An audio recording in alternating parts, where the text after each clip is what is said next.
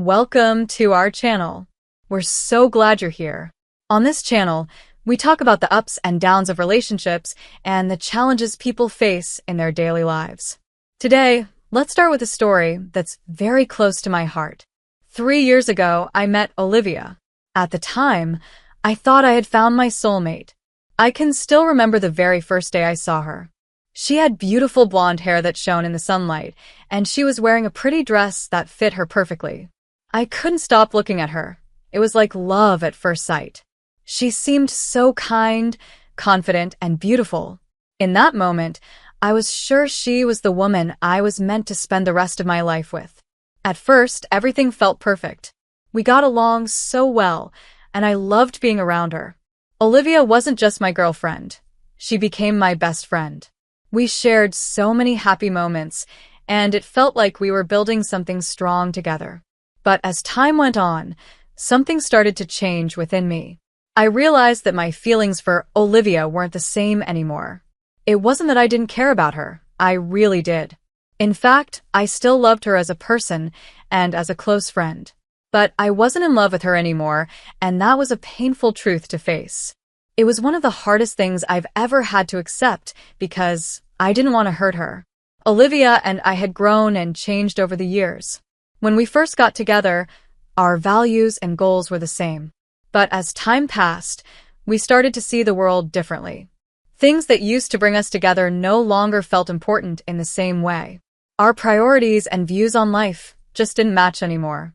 I started to think about the future, and I couldn't see myself spending the next 11 or 13 years with Olivia. I knew that staying in a relationship wasn't fair to either of us. It wasn't about looks or small things. It was about the bigger picture. A strong relationship needs more than just attraction and shared memories to last. Breaking up with Olivia was one of the hardest decisions I've ever made. I still remember sitting down to talk to her about it. She cried so much and begged me to reconsider. She told me how much she loved me, and it broke my heart to see her in so much pain. I loved her too, but I knew deep down that we couldn't keep going like this. I tried to explain my feelings and why I thought it was best to end things. Olivia didn't say much during the conversation.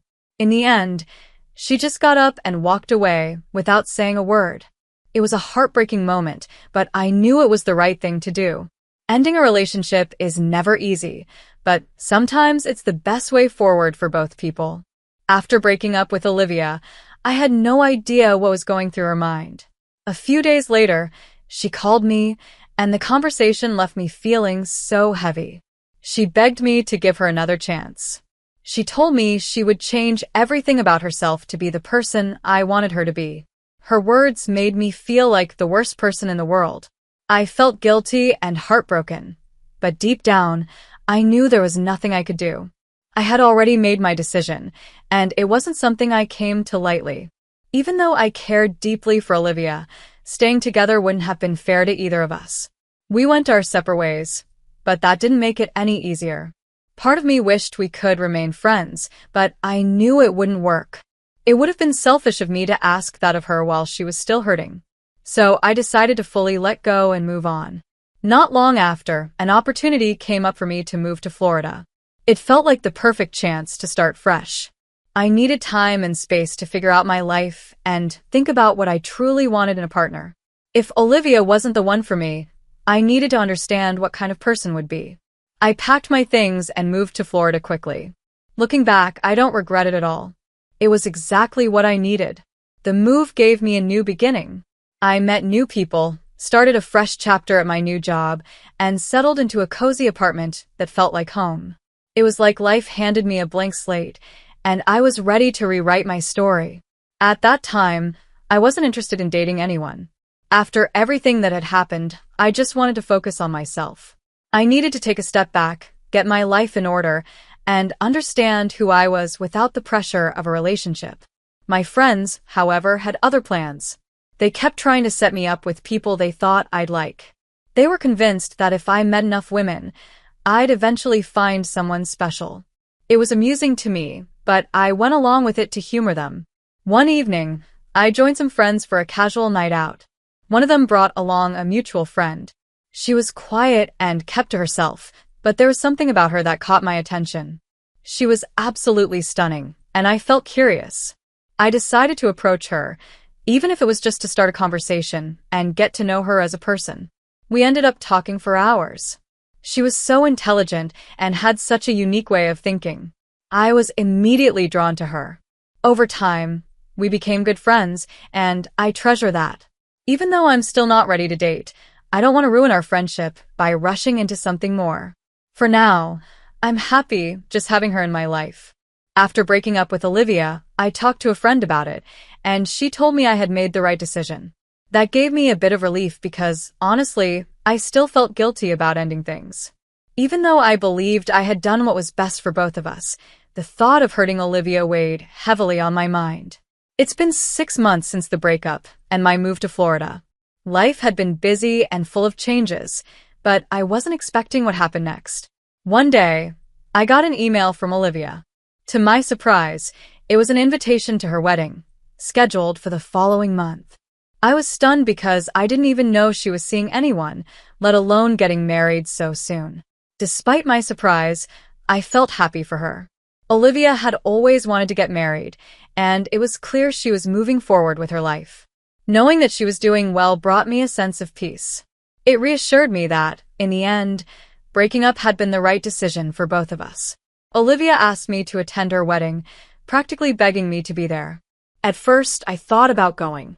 I figured it could be a chance to visit my family, since I hadn't seen them in a long time. My mom, dad, and sister had all been asking me to visit, so I decided to make the trip. When I arrived home, my sister saw through me immediately. She knew I wasn't the kind of person to take time off work without a good reason. She called me out, asking why I had suddenly come home. Knowing I couldn't fool her, I admitted the truth. I was planning to attend Olivia's wedding. Her reaction was dramatic, to say the least. She gasped and said, "Why on earth would you go to your ex's wedding? That's a terrible idea." At first, I didn't see what the big deal was, but as she explained her perspective, I started to understand. From Olivia's side, it might look odd or even hurtful. After all, I had broken her heart, even though it wasn't intentional. My sister convinced me to skip the wedding. It wasn't a hard decision in the end. I realized that showing up might make things uncomfortable for everyone. Plus, I didn't want to run into anyone who might see me as the bad guy for ending the relationship. On the morning of Olivia's wedding, I decided to sleep in. I had been working late the night before, and since I wasn't attending, it felt like a chance to relax. My phone started ringing early, but I ignored it, hoping to get some rest. When it kept buzzing nonstop, I finally picked it up. It was one of Olivia's friends, asking why I wasn't at the wedding. I calmly replied, "Oh, I decided not to come because I didn't want to make things uncomfortable for Olivia. That's why I decided not to attend her wedding." But when I told her friend this over the phone, she said something shocking. She called me the groom. She sounded confused and even angry, saying I couldn't abandon Olivia on the happiest day of her life. I was completely baffled. "What do you mean, I'm the groom?" I asked. I told her that Olivia and I had broken up 7 months ago, and this must be some misunderstanding. But she didn't believe me. Instead, she got upset and started yelling, so I ended the call. At first, I thought this was some kind of prank. But then, a few minutes later, someone else called me, saying the same thing. I was supposed to be at the wedding as the groom. I couldn't believe what I was hearing. There was no way this was real. I decided I wasn't going anywhere until I figured out what was going on. I called my sister Amanda, who had gone to the wedding, but she didn't answer. Eventually, I got through to her, and what she told me left me speechless. According to Amanda, Olivia had never told anyone we broke up. Instead, on the same day we ended our relationship, Olivia told everyone that I had proposed to her. Amanda explained that Olivia told her friends and family that I had to leave for Florida for urgent business, but promised to be back in time for the wedding. She even claimed that I had asked her to plan the entire wedding on her own. It sounded like a ridiculous story, but somehow, Olivia had convinced everyone it was true. I couldn't believe what I was hearing. Olivia had created a completely fake narrative and kept it going for months. It was heartbreaking to learn that our breakup had affected her mental health so deeply. She couldn't cope with the reality of our relationship ending, so she built a lie to protect herself. I felt awful knowing this. Maybe if I had handled things differently, Olivia wouldn't have gone through so much pain. I started to question everything. Should I have stayed with her? Even if I wasn't happy? Had I made the wrong choice? The situation was embarrassing for both our families. My parents were getting bombarded with calls from confused guests, and Olivia's parents were in shock. When I spoke to her family, I explained everything, the breakup, the misunderstanding, and how I had no idea about the wedding plans. Thankfully, they were understanding. They admitted it had seemed strange when Olivia told them I had proposed, but insisted on planning the wedding alone. Olivia's parents apologized for the chaos and the harsh words I received when people thought I was standing her up at the altar. They also told me Olivia had agreed to start therapy, which was a relief. When I saw Olivia, I didn't know how to act. I realized the best thing I could do was give her space to heal. I decided to go back to Florida and stay away for a while until things settled down. Sometimes, when I think about everything that happened with Olivia, I feel like it's all my fault. I wonder if I could have done something differently. I know I caused her so much pain, and it breaks my heart to think about it. Was it worth it? Honestly, I'm not sure. This guilt is something I'll probably carry with me for a long time. People have different opinions about my decision. Some say, "You're the jerk here. You caused her so much pain that she lost her mind. Why didn't you realize you didn't love her earlier? 3 years is a long time to lead someone on." Others have said, "No, you did the right thing. It's better to be honest, even if it hurt her. You can't sacrifice your happiness to make someone else happy. It wasn't your fault she couldn't handle it." I've thought about these comments a lot. Some people think I was wrong for falling out of love. They ask, what does that even mean? If you didn't know what you wanted after 3 years, you shouldn't have been in a relationship. While others believe I did the right thing by ending it instead of staying unhappy. The truth is, I never wanted to hurt Olivia. But sometimes, relationships just don't work out, no matter how much you care about the other person. Now, let me tell you another story. This one is about my office life. I work in an office where most of us were allowed to work remotely for the past 3 years. One of my coworkers, Rebecca, decided to move from New York to Nevada because the cost of living there is much cheaper. Things worked out great for her. She found someone to handle her office tasks, like managing her mail, while she worked from home. I've never really liked Rebecca, though. When I started at the company, she took advantage of me and made my work life harder. She never apologized or tried to make things right. In fact, there were times she threw me under the bus to make herself look good. Recently, the company announced that employees need to come back to the office at least twice a week. Rebecca panicked because, obviously, she can't fly from Nevada to New York every week. Our boss said he was okay with her working remotely as long as she could find someone to help with her office tasks. Guess who she asked for help? Me. Rebecca approached me, saying I'm nice and regularly in the office, so I'd be perfect for the job. I wasn't thrilled. I asked her what I'd get in return for helping her. She seemed confused. I explained that I'm not doing extra work for free. I told her, I understand how valuable my help would be, but I'm not a nice person doing favors for no reason. I'm busy, and I don't owe you anything. Honestly, I don't feel bad. I don't work for her, and I don't see why I should take on her responsibilities when she never treated me fairly. I never really liked her. Don't get me wrong, I didn't say no right away when she asked for my help. But honestly, what was she going to do for me in return? All she said was, "We're a team," and mentioned that I was already in the office, so I should help her out. I told her, "Sorry, I'm too busy." That's where I left it. Now, she's scrambling to come up with backup plans, but HR and compliance are shutting them all down.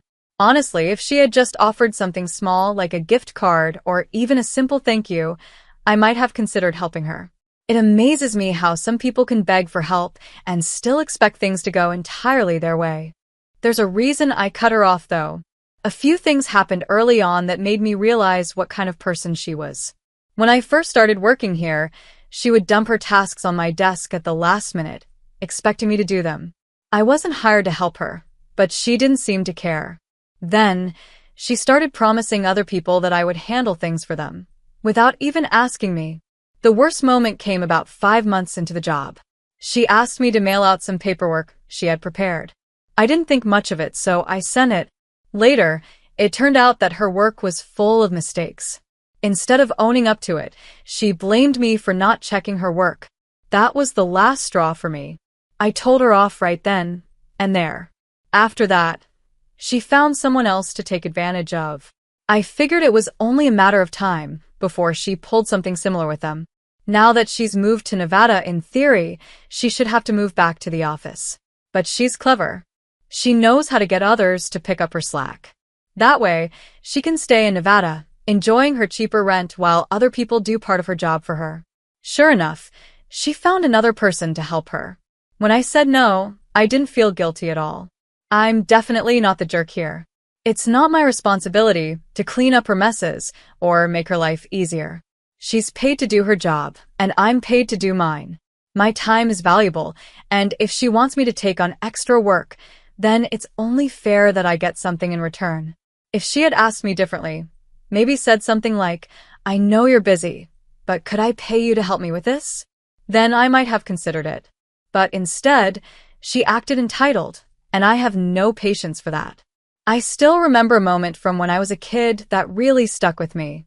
My older brother Jake and his wife Lauren had brought home some ice cream. Asked if I could have some, but they told me no. At the time, it didn't seem like a big deal. They bought it, so it was their choice. But just a few minutes later, my other brother Francis asked for some, and they said yes. I was confused and asked again, but Lauren firmly said no to me. It wasn't just the ice cream, it was how she treated me. It always felt like she didn't like me. As I grew older, these little moments piled up, and I started to notice how often she went out of her way to make me feel left out. When Jake and Lauren got engaged, I was 18. That was also the same year I came out to my family. Thankfully, my family was loving and supportive, which meant the world to me. But Lauren wasn't the same. When they sent out wedding invitations to family and close friends, I was the only one who didn't get one. At first, my mom thought it was a mistake, that maybe my invitation had been sent separately or got lost. After a week, she called Lauren to ask about it. Lauren told her, "Children aren't allowed at the wedding, and I don't want someone like her ruining my wedding." She was clearly talking about me being part of the LGBTQ+ community. My mom tried to convince Lauren to let me attend, but she wouldn't budge. So, while the rest of my family went to the wedding, I stayed home. It hurt a lot, but there wasn't anything I could do. Growing up, Lauren always made me feel like I wasn't good enough, like I was the problem. Whenever I tried to tell someone how she treated me, they would brush it off and say she was just teasing or playing around. Years later, when I planned my own wedding, I sent out invitations to everyone in my family, except Lauren. I didn't want her there. My wife fully supported my decision. She knew how Lauren had treated me and agreed that we shouldn't invite someone who made us feel uncomfortable. When Lauren realized she hadn't received an invitation, she called me. She asked why, and I told her the truth. We didn't feel comfortable with her attending. After that, the calls started pouring in from family members. My mom called me petty and hung up. Other relatives told me they wouldn't come to my wedding if Lauren wasn't invited. It hurt deeply to know my own family wouldn't be there on such an important day. But I stood my ground. I wasn't going to let someone who had hurt me so much ruin my happiness. Francis, my other brother, was the only one from my family who came. He even walked me down the aisle. Since the wedding, I've been called names like petty and a backstabber by some of my family. But I don't regret my decision. It was my day, and I deserve to feel happy and safe. I still don't understand how my family could attend Lauren's wedding when I wasn't invited, but now they're all calling me names and harassing me for not inviting her to mine. Looking back, part of me wonders if I could have avoided this whole mess by just letting Lauren come to the wedding. But honestly, I don't think I'm in the wrong. My family is choosing to side with someone who treated me badly throughout my childhood, instead of supporting me.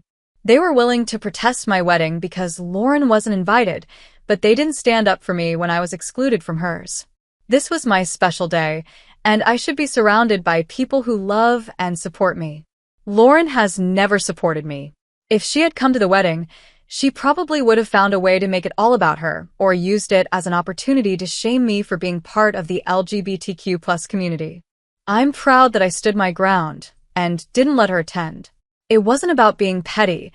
It was about protecting my happiness on one of the most important days of my life. I don't think I owed it to anyone to keep the peace by inviting someone who has always made me feel small. My family made excuses for Lauren's behavior for years.